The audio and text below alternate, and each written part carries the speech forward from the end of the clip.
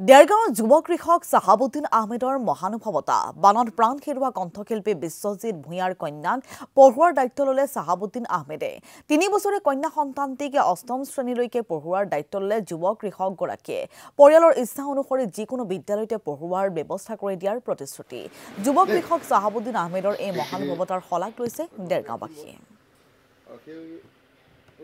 ছোৱালীজনী পিতৃহাৰা হ'ল কণমানি ৩ বছৰীয়া এটা দেৱশিশু।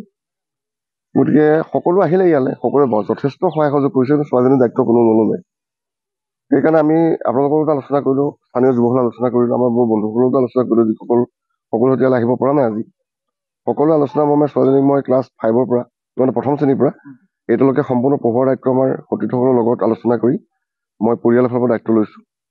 তেওঁ এডমিশ্যন য'তে দিয়ে পৰিয়ালৰ এইটো ব্যক্তিগত সিদ্ধান্ত, গতিকে এডমিশ্যন ফিজ, কিতাপ ফলি, ইউনিফৰ্ম, মান্থলি ফিজ যিখিনি থাকিব সেইখিনি এতিয়ালৈকে আমি বহন কৰিম। আশা কৰিম পিতৃহাৰা ছোৱালীজনী ভালকৈ শিক্ষাৰ ক্ষেত্ৰত বিদ্যাৰ্থী আগবাঢ়ি যাওক আৰু তাই মানুহ হিচাপে